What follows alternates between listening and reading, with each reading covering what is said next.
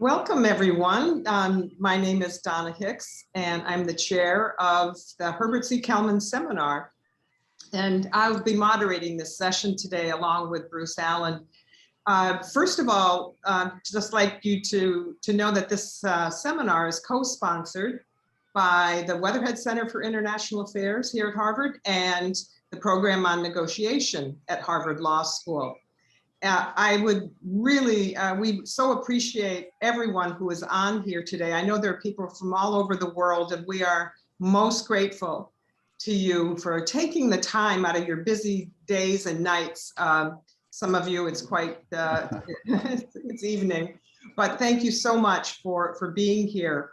And this is actually the final seminar of this semester. And I promise you, you will not be disappointed because Bruce Allyn has quite a show for you today. But before I introduce Bruce, our speaker, I'd like to let you know that we're recording this session today, which means that if you want other people to hear it, in about a week's time, go onto the Program on Negotiation website and go into events, archived events, and you'll be able to see Bruce's presentation there. But do give it about a week. And I'd also, before we start, I'd like to thank Diane Long and Anna Chang for all their assistance, and David, I'm sorry, David, I'm probably gonna mess up your name. David, he's also here helping with technical support.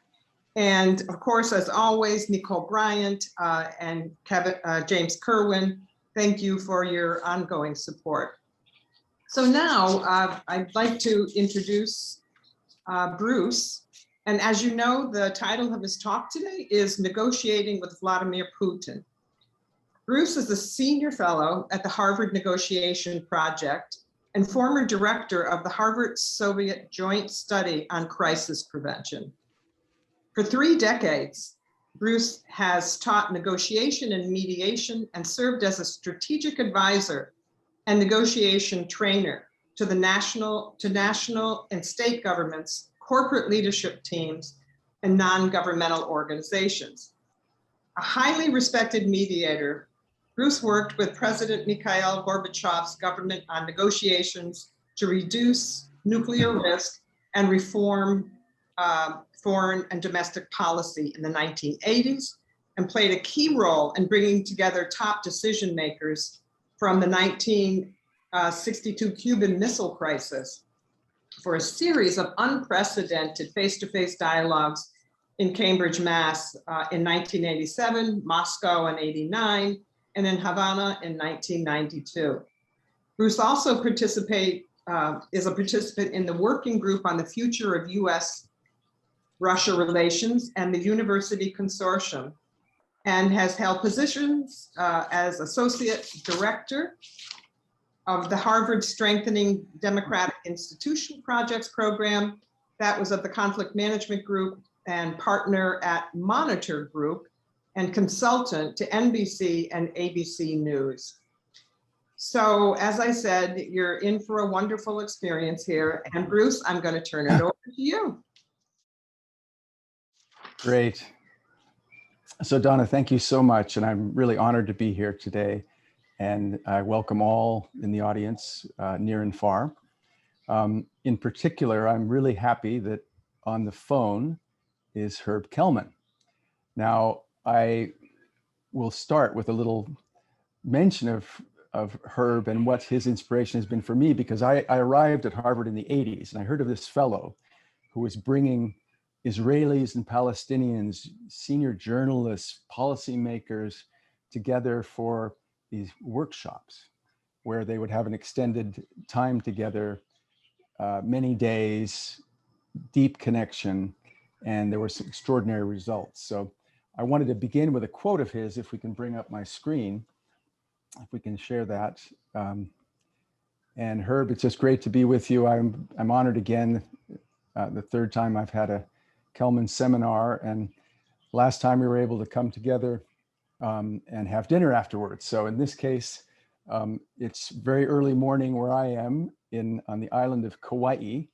I'm going to mention that right away because you'll be hearing birds, but they're not tropical birds that you might expect. What you're going to be hearing are a little bit of old McDonald's farm, because the roosters in Kauai, when there was a hurricane in 1991, overtook the jungle. So even though the windows closed, the roosters are at 6 a.m. here out and about. So I just mentioned that background noise. So let's move, here we go. So Herb, I honor you. You have inspired me to always keep, not a strategy of naive optimism, as you say, but of strategic optimism, and to be aware of always looking for opportunities, for possibility, and a phrase I love, which is creating positive self-fulfilling prophecies. So it's that human connection I want to talk about today. I have a lot that I want to share. I'd like to do it in a kind of storytelling fashion and take you through quite a lot of imagery and story. So let me begin. So I've had people ask me, should we in the West humanize Vladimir Putin, our negotiation counterpart? And we all know so very well what characterizations in the political debates have been made. And, there's never been a time, at least since the nadir of relations in the early 1980s, that we're in such a difficult situation with U.S. Russian relations. And, not only do we have conflicting geopolitical interests, we have fundamental values differences. We have a different view of world order. So people tell me, Bruce, diplomacy isn't even appropriate at this point. We need to be focused on, threat, and this is an adversarial relationship. So this is particularly challenging, and I really would love to share in a very personal way the opportunities that I see now. So, there's a tendency to lock into adversarial relationships. In Washington, people feel Russia fatigue. Everyone has their list of grievances. Same in Moscow. I was there recently, the end of last year. And just to plant a few seeds, in our own research and negotiation, people err consistently in adversarial situations, seeing themselves as more honest and morally upright. The other side is untrustworthy, dishonest, seeking to win. Now we know this is human nature, right? So these things tend to go into more extreme categorization at these times. Now, right now, the new Biden administration, although there's some very positive things happening, initially was not focused on any reset or the opportunity cost of our relationship, but on threat, pressure, punishment, and avoiding the worst. Now, I want to look today what might be our higher positive sum goals, and take steps toward what I consider truth and reconciliation in what is a very broken relationship at the moment. Now, this is very personal for me because I, as you heard Donna mention, was a young graduate student at Harvard when we started a joint study with the Soviet Union on nuclear crisis prevention. I made friendships there, which I still have today. I went through the exhilaration of the fall of the Berlin Wall and the sense that everything was possible and the relationship was forever going to be one of partnership. So this is very personal. I'd like to be personal as well as professional in this. So my proposition today, when we humanize our adversaries, we discover viable options and points of entry to take steps toward, small steps toward a reconciliation in our relationship. Now, in the spirit of Herb Kelman, this is a way of creating positive self-fulfilling prophecies. And that's what I'd like to be focused on today.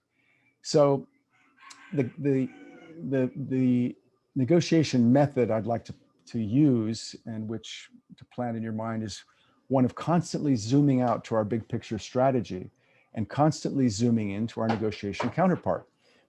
So I want to show Vladimir Putin as a person, a negotiator, not just as an ism. Like everyone, this is a person with a personal history, formative life experiences, heroes and villains, light and shadow, intentions and aspirations. So I'd like to have a look at that. And here you see Vladimir Putin at age, I think, 10 or 11. So the approach overall, as I wrote in a recent foreign policy article, is strategic empathy. And this is a way of achieving our own goals, our own interests. So I want to be clear right at the beginning, because what is empathy? You know, empathy is when you are able to understand the mental and emotional state of your counterpart, but it doesn't mean you sympathize with them. You know, empathy is not sympathy.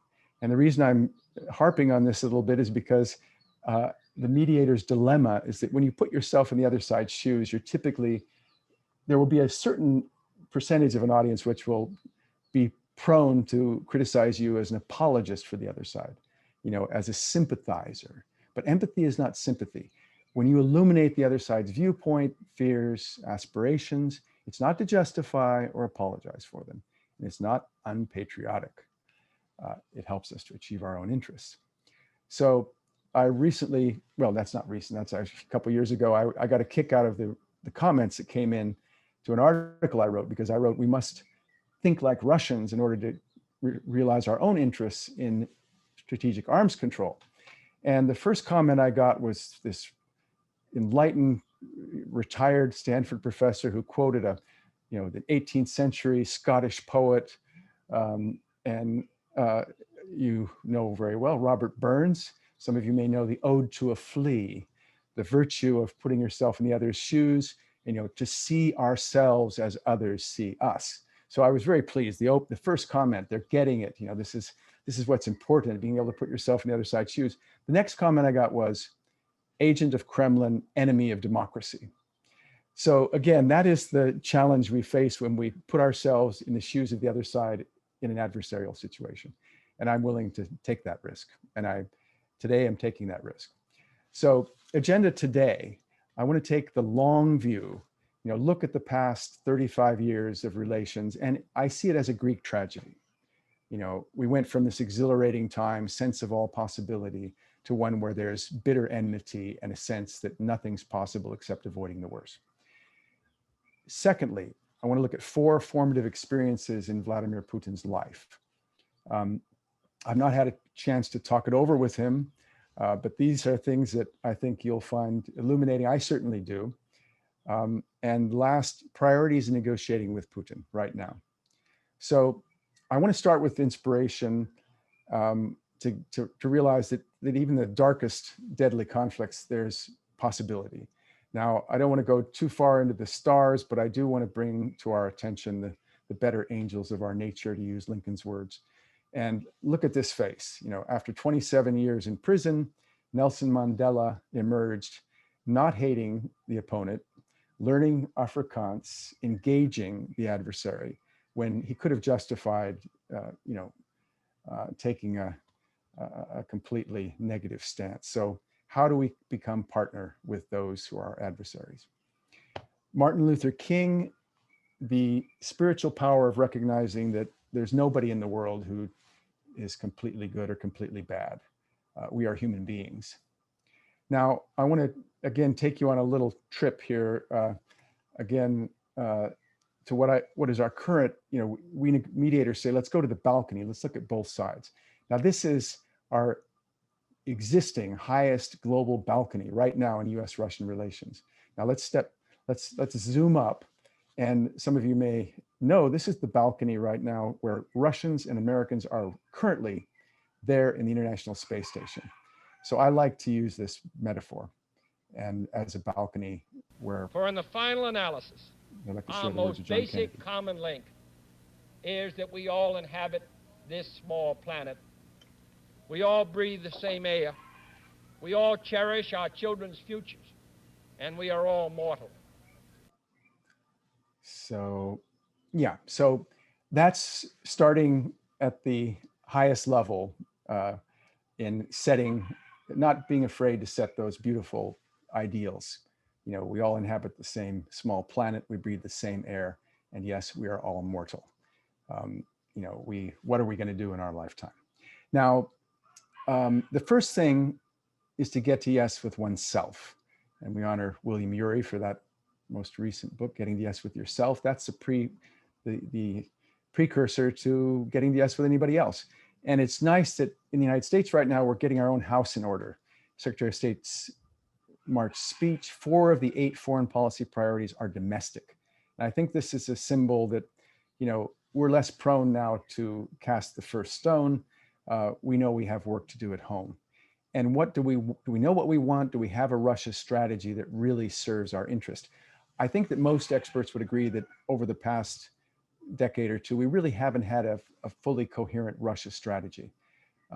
So that's the first thing. We need to know what we're after. Now, step 2, what we can do, we can take the long view.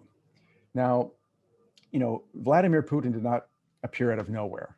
Yes, Michael McFaul and others have written brilliantly on domestic determinants that drive behavior, but to what degree have we created, through our own actions, the Vladimir Putin that we now do not like? This is something I addressed in this foreign policy article. And it's rare that in politics, you are willing to look at how you created a conflict, because in the field of conflict resolution, we know that it always takes 2. We can't fully demonize the other side. And that can be very productive when one side acknowledges, as we know in personal conflicts, that, yeah, I played a role in this. So we want to employ strategic empathy to achieve our own goals. Now, let's look at this long view in just a minute. I call it a cycle of offense and revenge worthy of a Greek tragedy in 7 acts. First act, Gorbachev-Reagan. Second act, Gorbachev and Bush. After the exhilarating fall of the wall, President Bush put U.S.-Russian relations on a pause as Gorbachev was struggling with a failing economy and ultimately was replaced by Boris Yeltsin, again with the elder Bush, then President Clinton and Yeltsin for that. Where are we now? We're at the 4th act. 5th act, George W. Bush. 6th act, Mr. Barack Obama, and then Mr. Trump. Now, this is a cycle from the, as I've said, exhilaration to bitter enmity. Now, I'm going to only have time, I'm watching my clock here to raise a few points. So I was there for the fall of the wall. So this is very personal for me and the sense of possibilities I've said. Now, imagine a Sophocles or Aeschylus tragedy in 7 acts. What can we do with the 8th act? That's the question for us today. Now, we have to start, when the Russians typically look at the conflict, they go to the expansion of NATO. Most Americans right now go to Ukraine and Crimea. So each side, as we often see in conflict management, picks that point in history when they feel aggrieved and they see the other side as aggressive. So we have a fundamental difference about where the conflict began. Now, this is something that's been debated forever. There wasn't a promise to Gorbachev that we would not expand into NATO, into former client states of theirs, but there was what we can say assurances. And Mark Trachtenberg, for those who want to look at the scholarly record, has written most recently about it. We did not intend to mislead Russia. There was not, but bad faith and charges of breaking promises came later because the US shifted and started to think seriously about bringing Eastern Europeans into NATO. So a question at the time, what sort of policy should the US government have implemented at that time? Now, I consider that a great moment of possibility of Gorbachev had changed history, and I saw an opportunity that was lost. That's my personal view. We could have, Gorbachev dissolved the enemy Warsaw Pact. We could have recreated NATO, given it another name, reformulated it. That's my personal view. Many intelligent colleagues of mine disagree. Now, the focal point again, which the decision formally to expand NATO in 1988, and we saw it as a way to achieve European stability and security, and we were at the height of our power. And what person, if you think about it, can resist when you have all the power, to shape your world the way you like it?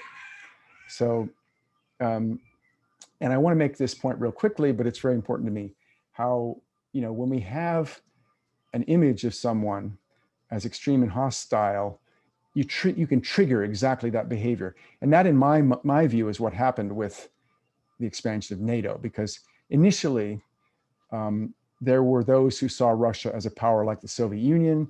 There were old stereotypes, in my view. I didn't think the new Russia was a threat, but those who wanted to eliminate Russia as a major strategic threat to the United States, used the expansion of NATO, feeling vindicated now that Russia's very belligerent. Now, they felt it was the right course of action to absorb Moscow's clients into NATO, while Russia was weak and disoriented after the Soviet collapse. So, and then having done that, self-fulfilling prophecy, they said at the outset, Russia is aggressive, and now Russia's aggressive behavior, they say, see, I told you so. They're aggressive. Now, it could have been very different.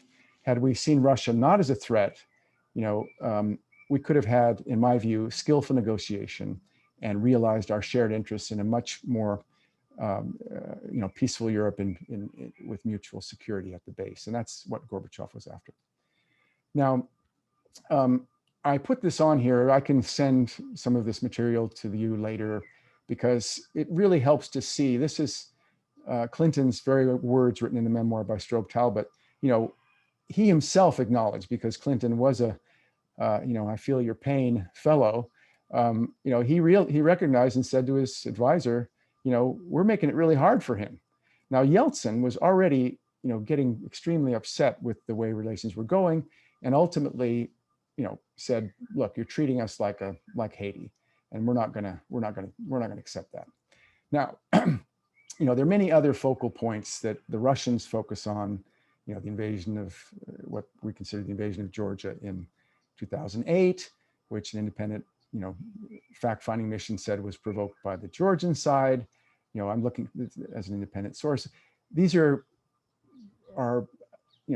Libya was another point that was extremely infuriating for President Putin. We had a limited mandate and we exceeded that in the United States and others. But the big one is Ukraine and Crimea.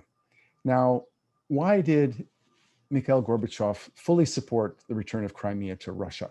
I recently had a long visit with him. It's about 2 years ago now, and I'm pleased that he's still in decent health. He has that smile and that sunny outlook and that shine in his eyes that he always had. And, again, this helps Westerners who don't know the full history realize, well, why would this very, positive pro-Western Mr. Gorbachev support the return of Crimea to Russia? What do I need to learn? And it's historical. I won't rehearse it now, but Crimea was given to Ukraine inside the Soviet Union in 1954, and it really was an internal matter that didn't change anything. That's where Russia's main, Black Sea fleet is, and it's historically been a part of Russia. So it's a complicated matter. I don't want to risk the fury of those who think I'm not defending the independence and of Ukraine, but there's, I'll leave it at that point. There's more subtlety to it, and it's helpful to be aware of that. Gorbachev himself, like Yeltsin, and now, said to me, the U.S. is trying to push us out of geopolitics, and it's a bitter point for him, having, opened up the door for a wonderful cooperative relationship. He even makes the point that, pressing Putin too hard helps justify authoritarian measures. And so now, this helps us see why, initially pliant Yeltsin chose the relatively unknown, called steely Putin, to be the next president of Russia. This was a man who was not going to let Russia get pushed around. He had a fierce position on Chechnya, which was very popular in the country, and also ensuring that Yeltsin and his family would be free from prosecution. And those who would like to go deeper, read his 1999 Millennium Message just before he became president. Now, let's go quickly through 4 formative life experiences for Mr. Putin. Now, how did he go from this fellow growing up in Leningrad who had to learn to fight on the streets, and practiced judo to defend himself, to what CNN called a couple of years ago the most powerful man in the world. First, and I'll go, what do scholars say influences foreign policy here? This is important just to emphasize the final point, which is these factors, are considered determinants. Now, history is the one I want to look at. It's a key influence for Vladimir Putin, who sees himself as a student of history. And Stephen Walt has written recently about the impact of what he calls social memories of big collective experiences, traumas like great wars, depressions, revolutions. Putin has experienced all three. Let's take a look. So the Nazi siege of Leningrad, his family was there. His brother died. Now, he himself, he was born later, but my brother, whom I've never seen and did not know, was buried here. Now, this tragic, what happened with his mother, what happened with his father, these things cannot, in my view, affect you, but affect you for the rest of your life. So, and what the Soviet Union experienced was honored in JFK's 1963 strategy of peace speech, which I'm using significantly in this today. The essences of that strategy of peace speech, in my mind, are timeless and give us great guidance today. So, second formative experience, to know Putin, know his hero. Okay, so I've got a little morphing image here. Let's see if it'll work. Now, anyone who wants to send in on chat who Putin's hero is, which is, you're seeing his face right there, can please send it on chat and we'll see who gets extra credit. This is Richard Sorge, probably one of the greatest espionage masterminds of the 20th century. Putin has said this was his model. He joined the KGB because he wanted to be like this man who spied for Moscow, warned Stalin of Hitler's plan to invade, let Moscow know that Japan was not going to open a second front, which probably saved Moscow. So if we remember what was at stake at this point, Hitler wanted to enslave the Russian people, take over the resources. This was existential. The point, spies can save lives. It's very easy to be negative toward intelligence agencies for the black ops and others, but there is a noble purpose. Now, this is what he says led him to go into the KGB. This was an opportunity for him to potentially save lives, defend the state. And, moral theorists say if lying can save lives, it could be moral. Now, I want to take a little tiny diversion here. I'm looking at my time, but there was at the same time that Sorge was operating, there was a model for James Bond, who was a friend of Ian Fleming's, and he was called Agent Z3, Conrad O'Brien French. He saved lives like Sorge by warning London and Washington about Hitler's Anschluss into Austria in 1938. Now, I was very lucky to know this man. When he was in his 80s, I sat for hours with him. He'd been in a German prison camp in World War I and spoke some Russian. So I had a chance to, this very colorful character who was a model for James Bond.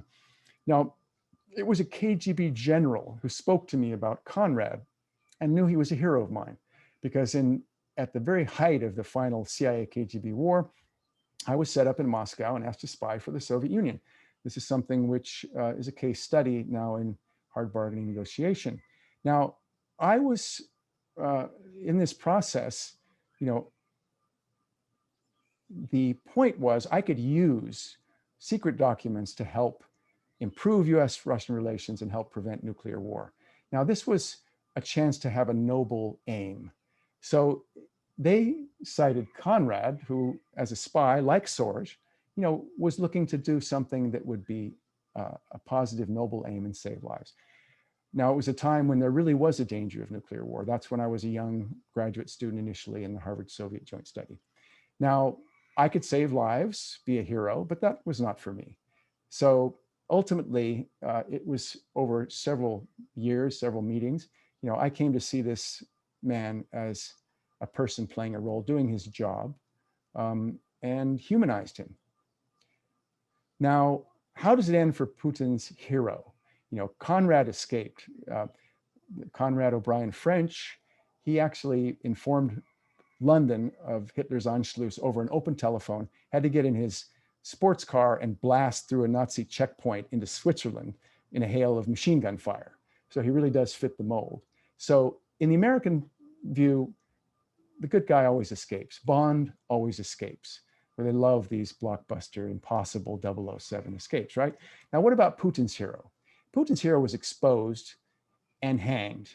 You know, he shouted praise for the Russian Red Army as the trapdoor opened. It took him 19 minutes to die. Now, James Bond always escapes. Conrad escaped, but the Russian hero ends up dead.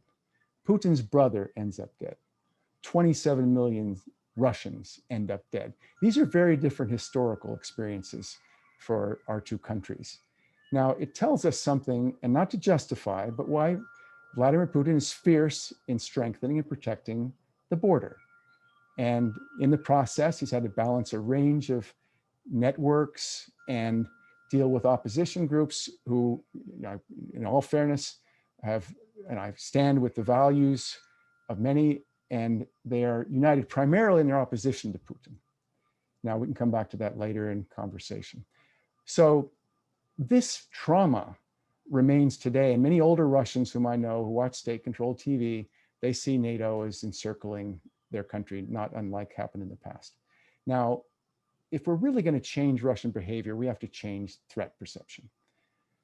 And let me move to know Putin, you know, his heroes, but also his villains. Looking at my time, good. So Putin's been very public about, you know, how he detests traitors, those who betray the state. And if we got a little video here, just to... А вы умеете прощать? Да. If there's sound there.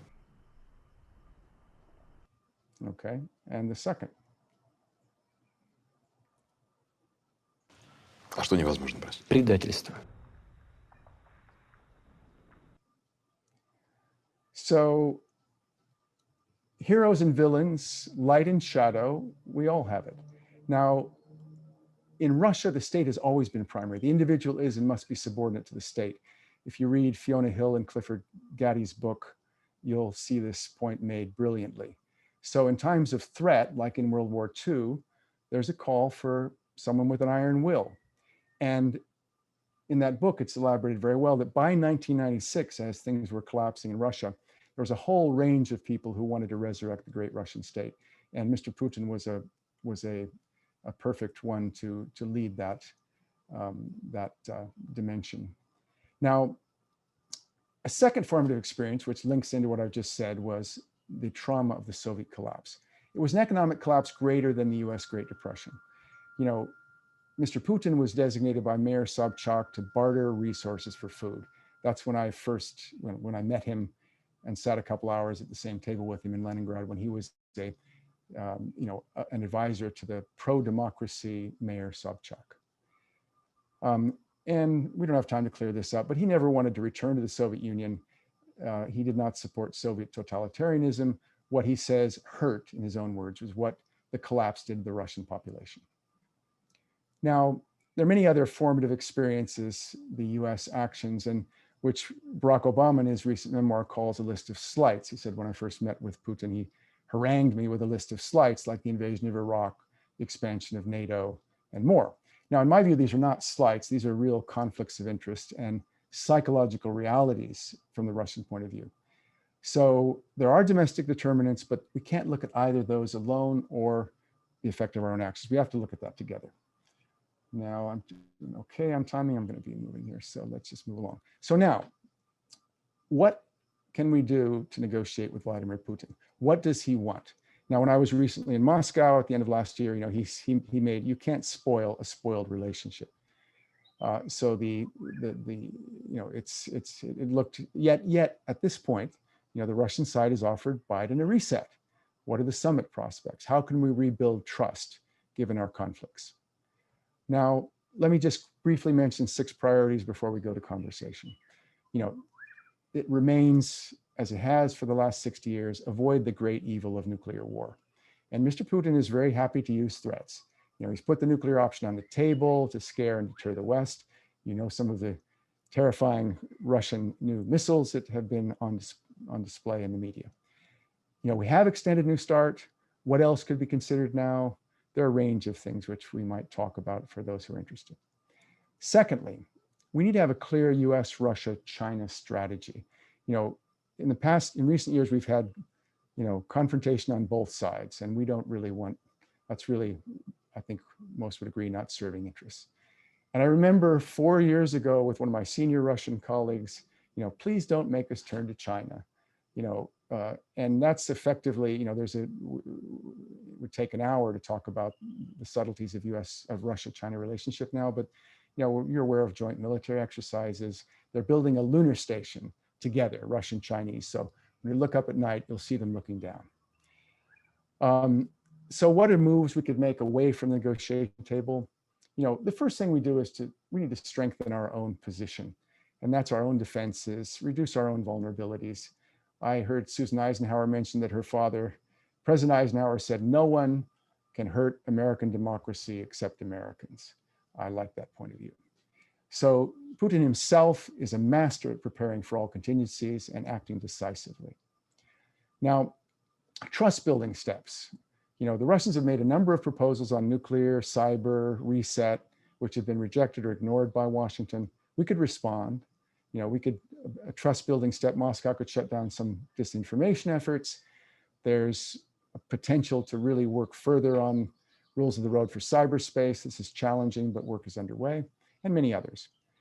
And then here I'd like to say, how could we, employ strategic empathy?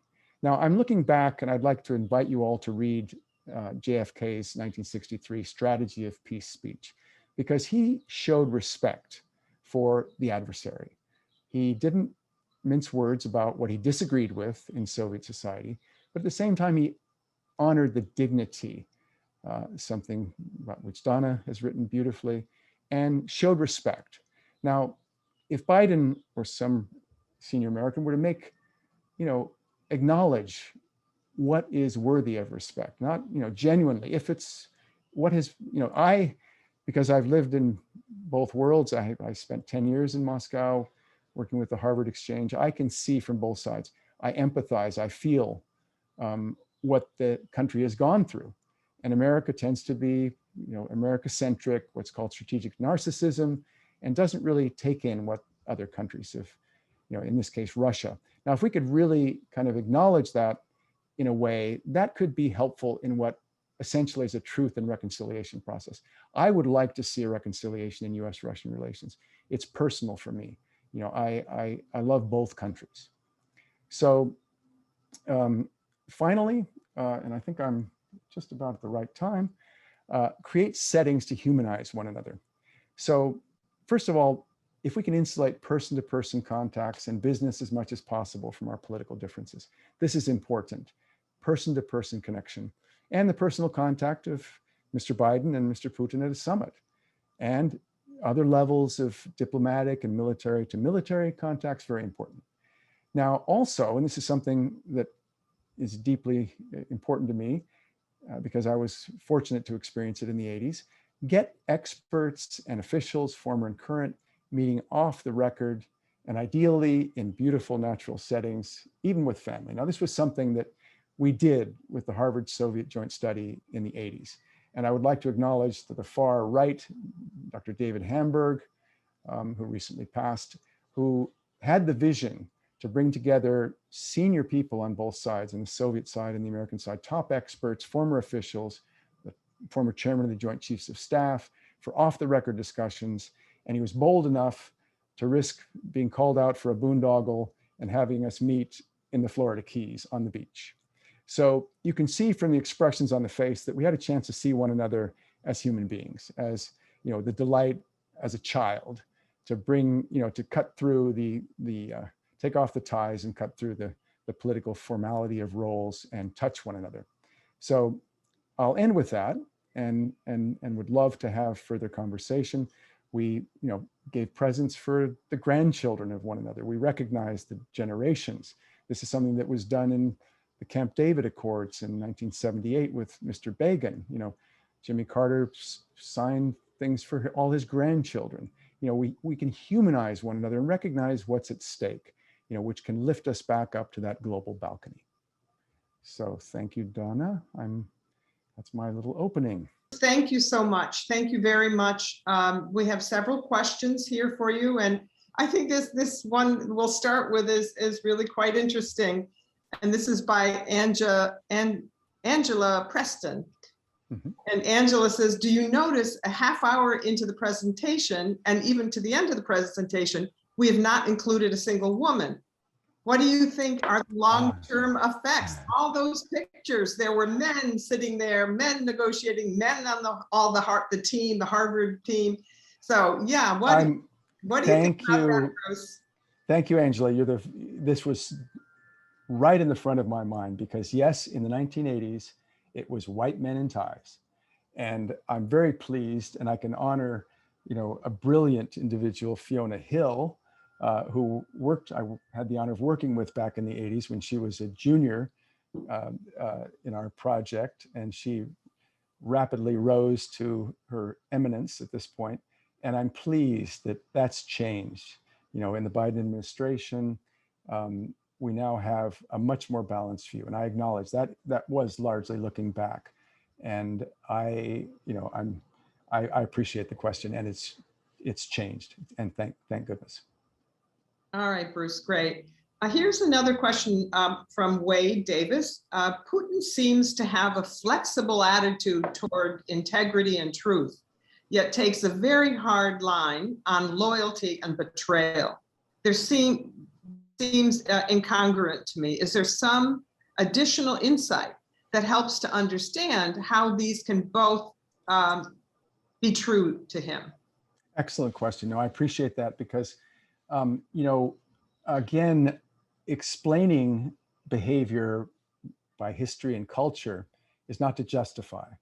But I think if I first realized deeply when I read Fiona Hill's and Clifford's book is that, the primacy of the state, the state is everything. They know better. That's been the tradition in Tsarist times and certainly in Soviet times. So, the ability to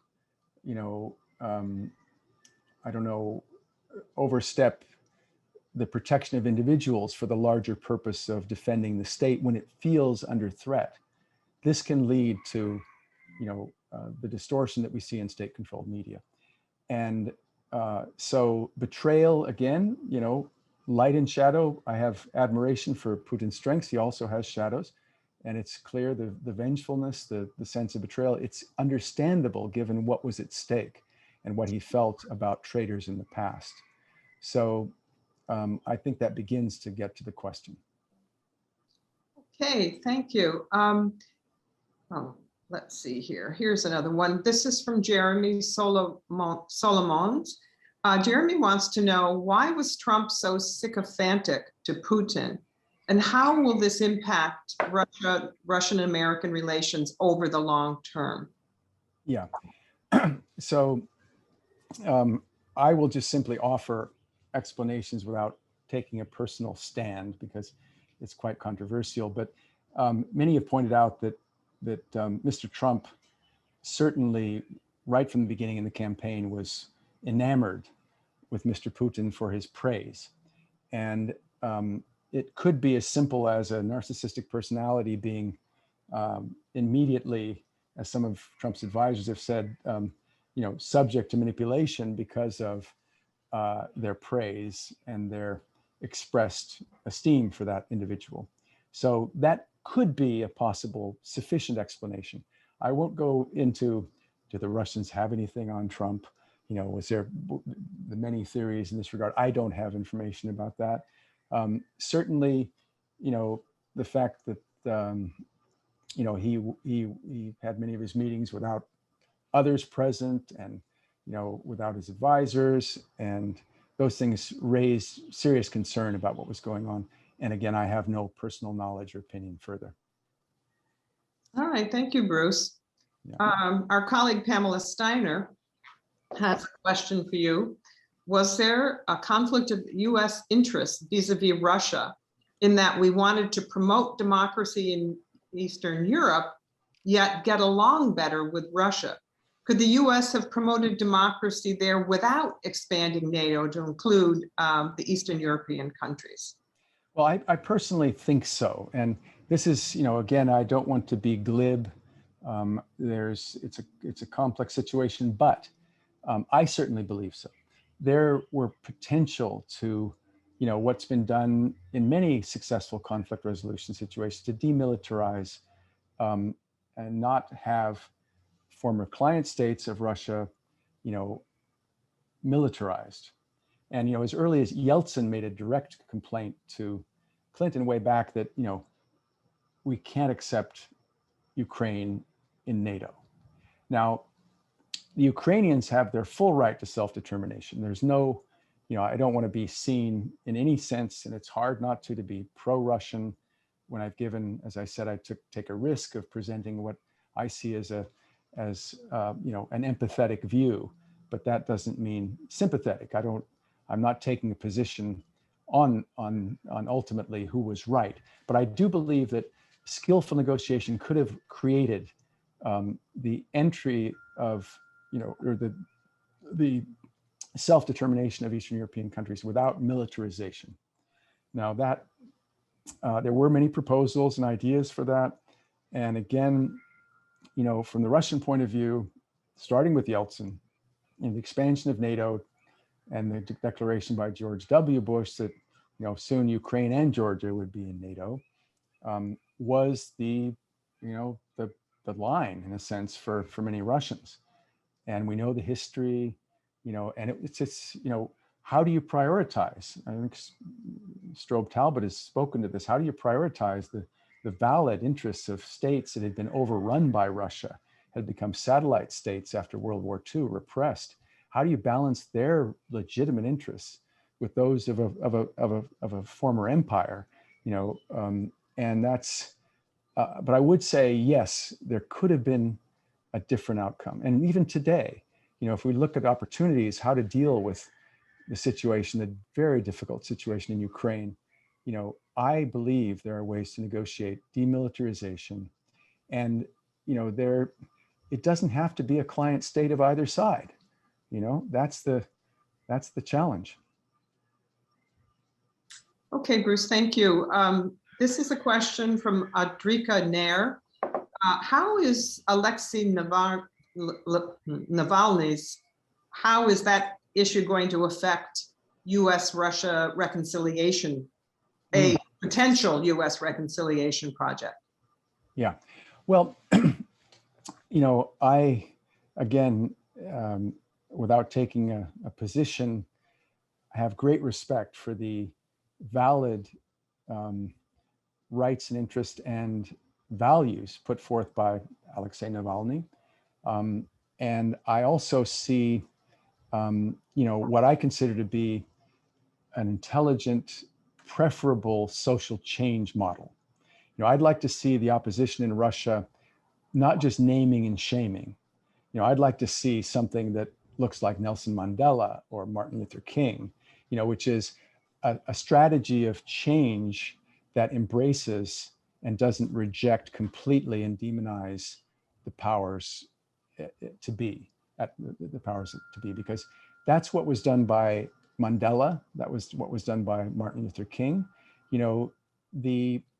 The rejection and vilification, naming and shaming alone, is not a strategy for change that works very well.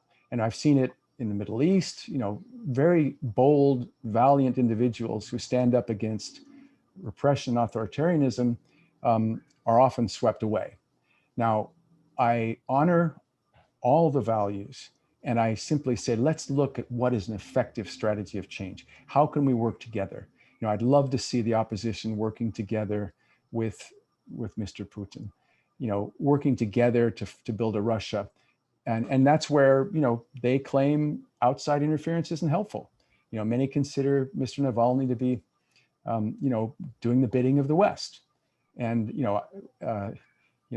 so I respect, honor him. And the only thing I would say is, how can the opposition, because is he really in position to govern Russia? Mr. Putin's job with this large country that's gone through turmoil, which I saw in the 90s when I was there, looking for a new national idea, trying to bring together this country that had gone through such trauma. That's a formidable challenge. So, those who are looking to criticize need to also have a positive program that could really unite the majority. Mr. Putin has managed to have high popularity ratings consistently through the 2000s and up until recently. Now, of course, with state-controlled media, that's something that we can't just take at face value, but there is genuine, strong support for him through. And now it's a new time. There are new stresses in Russia and a new challenge. And Mr. Putin has spoken about the future and succession. And he himself, I consider that all people are, we can look for change. He gave an extraordinary speech in the Valdai last fall and spoke of deep human values.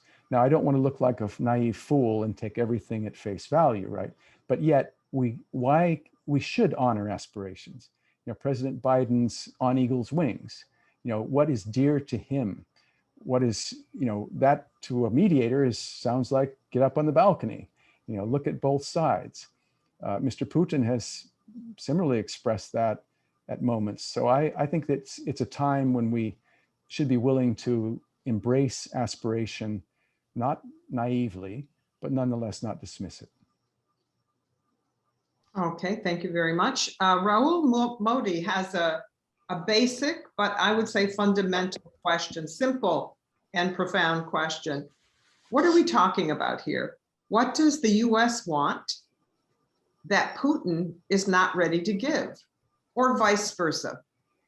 Yeah, well, excellent question. And then we have another 2 hours. So that's what my challenge always with this short session like this in 1 hour is not to be too glib and then, have someone quote and say, my God, did you, so what do we want that Putin's not willing to give? Right now, of course, our body politic is divided here in the United States. There's a range of points of view on all fundamental issues. And I do have great admiration for many of the people in the Biden administration to come together with a coherent Russia strategy that goes beyond the initial threat, punishment, and just avoiding the worst. We could move to a positive sum orientation. I think we will. And, from our point of view, again, this comes to the challenge we face with the critical issues like Ukraine right now, which, Mr. Putin can keep at a boiling point at will. As Mr. Gorbachev has mentioned, these are complicated issues. We want the self-determination of every state, and yet history gives us complications regarding Crimea. So what does Mr. Putin want? He wants to keep Crimea and feels the majority of the population, even recently, and many people in the opposition believe that, Crimea should be part of Russia. So, and in fact, a little known fact that when Yeltsin dissolved the Soviet Union, pulled the carpet out under Gorbachev with the president of Ukraine and Belarus, he could have said, I want Crimea back, and he would have got it. It's this crazy at one level, and that's noted that in this time of dramatic change, the way it came apart, it could have come apart in a different configuration. And so, this is only to say that, we need to step back, ideally, see both points of view, not compromise Ukraine's sovereignty, self-determination. That's where we disagree on what we want, On, Mr. Putin's side, I think he would, want, they talk about American hegemony over the past years, the fact that America, when it had, the triumphalism of the collapse of the Soviet Union, was not treated as a valid partner, but as a regional power, as Mr. Obama said, as calling Mr. Putin a ward boss with nukes and a UN veto. These things are not helpful. we need to have respect for the dignity of one another, Donna, as you've so brilliantly and wonderfully brought out. This is what, this can work some magic, because, when it comes down to it, we have a lot of smart people on both sides and on both sides of the issue. Ultimately, the kind of transformative energy that we find in a Mandela or other, that's what could shift.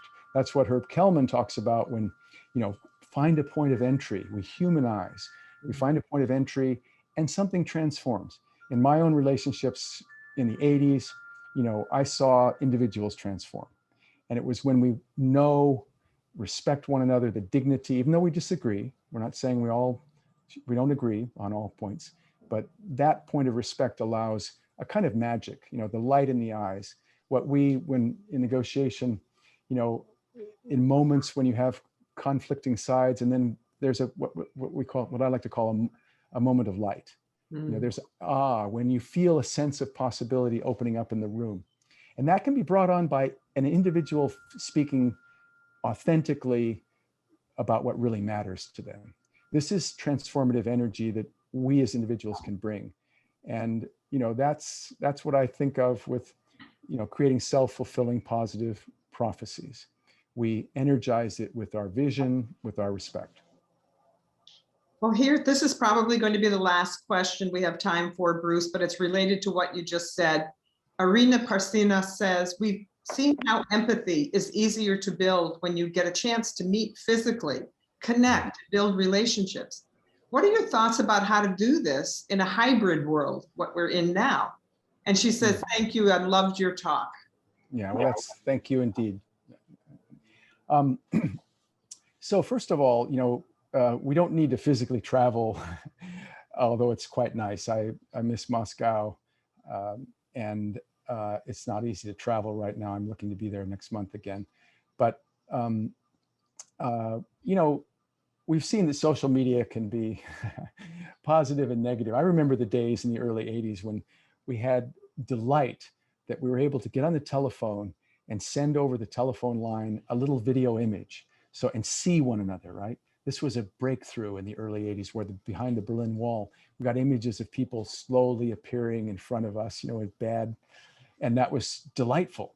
We were connecting, right? Well, now we have all the possibilities to connect and social media and every other way. And that can mean we can distort, we can disinform, so what are the ways? I think we need to, I would like to see, under the banner of, how can we, come to a point of mutual respect and reconciliation. I'm not afraid to put up the flag for reconciliation. People say it's not on the table right now. Well, let's put it on the table. And it comes, as we've said, for these, groups of experts and former officials.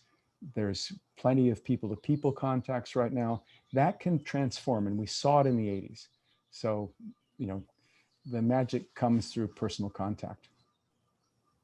Well, Bruce, that was a remarkable hour we spent with you. Thank you so much. And your emphasis on seeing the humanity, empathizing with people, it makes me think of what I've often said about dignity, which is, we don't need common ground here. We actually need higher ground. Yeah. And I think dignity and empathy and everything that you've described for us today can really take us to that higher ground. And that's where we're going to find peace, not only in this relationship, but around the world. So I can't thank you enough for that beautiful presentation. And I want to say goodbye to our beloved Herb Kelman. Hope you've enjoyed this. And goodbye to all the wonderful people who joined us today in this event. So again, Bruce, hats off to you and to everyone who's contributed. And I'm sorry we couldn't get to all the questions. Yeah, and thank you all for being here today.